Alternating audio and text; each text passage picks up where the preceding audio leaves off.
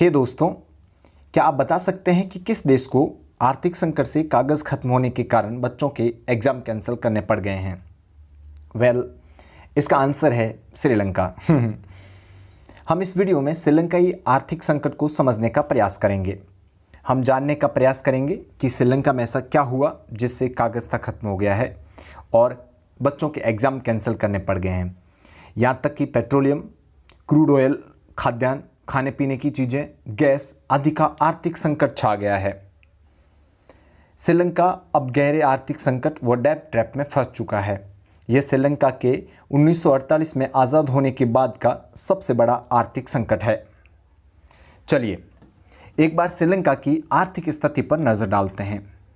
श्रीलंका की जीडीपी का 110% पब्लिक डेब्ट है, अर्थात बहुत सारे देश श्रीलंका से पैसा उधार मांगते हैं तथा श्रीलंका के नागरिक विदेशी ऋण में बहुत बड़े स्तर पर फंस चुके हैं।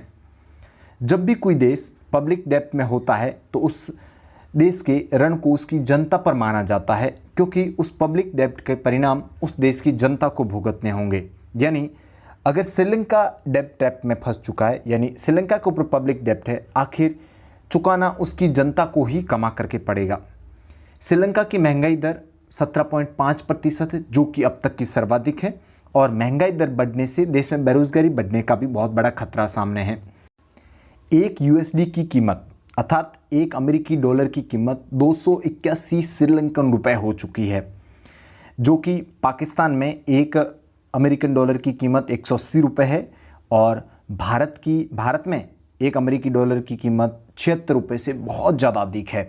यानी श्रीलंका का रुपया डॉलर के मुकाबले बहुत ज़्यादा कमज़ोर हो गया है।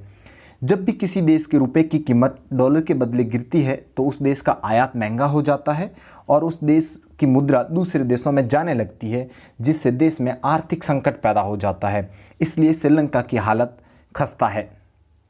श्रीलंका की फॉरेक्स रिजर्व में भी बहुत बड़ी कमी आई है, जो कि 7.5 बिलियन अमेरिकन डॉलर से गिर करके 2 मिलियन अमेरिकन डॉलर हो गया है। अर्थात देश के आयात करने के लिए पैसों की बहुत बड़ी कमी है। श्रीलंका में क्रूड ऑयल नवंबर 2021 से खत्म हो गया है, अर्थात तेल का बहुत बड़ा संकट उत्पन्न हो चुका है। आइए श्रीलंका के इस आर्थिक संकट के कारण जानने का प्रयास करते हैं। इसके लिए हमें श्रीलंका के इतिहास को थोड़ा समझना होगा। जैसा कि आप जानते हैं, श्रीलंका एक द्वीपीय देश है। श्रीलंका में प्रमुख रूप से 2 समुदाय रहते हैं। एक समुदाय सिंहली समुदाय, जो कि बौद्ध धर्म को मानता है और देश की जनसंख्या का 75% है, वह बहुसंख्यक है। दूसरा समुदाय तमिल है, जो कि हिंदू है तथा उनका जनसंख्या में 12% है। इन 2 समुदायों में 1983 से लेकर 2009 के मध्य तक गृह युद्ध चल रहा था, जिसका मुख्य कारण तमिल संगठन LTTE द्वारा अलग स्वतंत्र तमिल देश की मांग करना है। LTTE के बारे में हम किसी और वीडियो में बात करेंगे। आज हम श्रीलंका के आर्थिक संकट के बारे में बात करते हैं। श्रीलंका में आर्थिक संकट की शुरुआत 2010 से प्रारंभ हो गई थी, जब से श्रीलंका ने चीन, जापान, भारत जैसे देशों से पैसा उधार लेना शुरू किया था। वर्तमान में श्रीलंका इन देशों के अलावा IMF व ADB एशियन डेवलपमेंट बैंक से बहुत बड़ी मात्रा में पैसा उधार ले चुका है। इस पब्लिक डेट का सबसे बड़ा कारण वहाँ की सरकार का भ्रष्ट होना है। पूरे श्रीलंका को 4 राजपक्षे भाई मिलकर चलाते हैं। वर्तमान में 2 भाई गोटाबाया राजपक्षे और महिंदा भाई राजपक्षे वहाँ का सरकार चला रहे हैं। गोटाबाया राजपक्षे वहाँ के राष्ट्रपति है और उसने 2017 में श्रीलंकन प्रधानमंत्री रानिल विक्रमसिंघे को भ्रष्टाचार के आरोप में हटाकर अपने ही भाई महिंदा भाई राजपक्षे को प्रधानमंत्री बना दिया था। यानी एक भाई प्रेसिडेंट है व दूसरा प्राइम मिनिस्टर है। इसके अलावा राजपक्षे परिवार के पास देश की 75% संपत्ति है। इन्होंने ही मिलकर देश का बेड़ा गर्क कर रखा है। अर्थव्यवस्था में सरकार के अनावश्यक हस्तक्षेप के कारण भी इस स्थिति का सामना करना पड़ रहा है। हाल ही में सरकार ने रासायनिक उर्वरकों पर पूर्णतया रोक लगा दी तथा जैविक कृषि को अनिवार्य कर दिया था, जिससे कृषि उत्पादन में गिरावट आई और देश में खाद्यान्न संकट उत्पन्न हो गया है। खाने पीने की चीज़ों के भाव आसमान छू रहे हैं और 1 किलो चावल की कीमत 195 रुपये के आसपास है। इसके अलावा श्रीलंका की 10% GDP पर्यटन पर निर्भर है। कोरोना की वजह से पर्यटन सेक्टर में बहुत बड़ा नुकसान पहुंचा है और अर्थव्यवस्था में गिरावट दर्ज की गई है। आतंकवादी हमलों की वजह से भी विदेशी पर्यटकों में गिरावट आई है तथा अर्थव्यवस्था को नुकसान पहुंचा रहा है। तो इसका एक और कारण पेंडेमिक की वजह से भी, पर्यटन में कमी की वजह से श्रीलंका को अर्थव्यवस्था में नुकसान का सामना करना पड़ रहा है। इसके अलावा श्रीलंका में चीन के डेब्ट ट्रैप में फंस गया है। श्रीलंका ने one rod one belt initiative के तहत चीन से भारी भरकम ऋण ले लिया है, जिसे वह चुका पाने में असमर्थ है। इस वजह से 2017 में श्रीलंका को अपना हम्बनटोटा बंदरगाह 99 साल के लिए चीन को लीज पर देना पड़ा था। इसी तरह भारत का एक और पड़ोसी देश पाकिस्तान भी सी पैक प्रोजेक्ट के तहत चीन की डेब्ट ट्रैप पॉलिसी में फंस चुका है।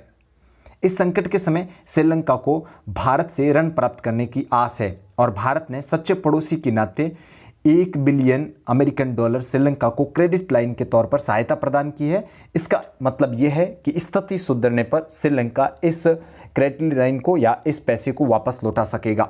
चीन ने डेब्ट ट्रैप नीति के तहत हमारे कई पड़ोसी देशों को फंसाया है, जिसमें पाकिस्तान और श्रीलंका दिवालिया हो चुके हैं। अब श्रीलंका को इस संकट से उबरने के लिए क्या करना चाहिए? सबसे पहले श्रीलंका ने IMF से बेल आउट ऋण की सिफारिश की है, जिसके तहत IMF श्रीलंका को पैसा उधार देगा और आर्थिक स्थिति ठीक होने पर श्रीलंका उस पैसे को लौटा सकेगा। श्रीलंका के सामने सबसे बड़ी समस्या यह है कि श्रीलंका पर बहुत बड़ा दूसरे देशों का ऋण है, यानी दूसरे देशों का उधार है। अब उस ऋण को चुकाने के लिए श्रीलंका के पास पैसे नहीं है और श्रीलंका उस पैसों को चुकाने के लिए अन्य देशों से या IMF से पैसे उधार लेकर ही उस पैसे को चुका पाएगा। लेकिन इन IMF और वर्ल्ड बैंक से ऋण लेने से हर देश डरता है, क्योंकि इन पश्चिमी संस्थाओं से ऋण लेने पर इनके द्वारा कई प्रकार की शर्तें सुधार के नाम पर थोप दी जाती है और अर्थव्यवस्था में इंटरफेयर करते हैं। परंतु अब श्रीलंका के पास इनकी शर्तें मानने के अलावा कोई रास्ता नहीं है, जैसा कि 1991 में भारत के पास कोई रास्ता नहीं था। श्रीलंकन सरकार को अपने देश में भ्रष्टाचार और नेपोटिज्म बंद करना होगा। भारत जैसे सच्चे पड़ोसी देश पर भरोसा करना होगा। भारत के लिए चिंता की खबर यह है कि बहुत से श्रीलंकाई इस संकट के समय भारत में प्रवासी के रूप में प्रवेश कर रहे हैं, जिसकी वजह से इन प्रवासी लोगों की समस्याओं का सामना भारत को करना पड़ेगा। इस तरह आप देखिए कि इस एक देश का आर्थिक संकट उस देश के साथ साथ अन्य देशों को भी प्रभावित करता है। इसलिए देश में सशक्त व ईमानदार लोकतांत्रिक सरकार का होना आवश्यक है, ताकि देश इस तरह के आर्थिक संकट में न फंस सके। कैसा लगा हमारा श्रीलंकन इकोनॉमिक क्राइसिस पर ये एनालिसिस? कमेंट सेक्शन में ज़रूर बताइएगा। वीडियो को लाइक करें और चैनल को सब्सक्राइब करना ना भूलें। Thank you. Have a great time.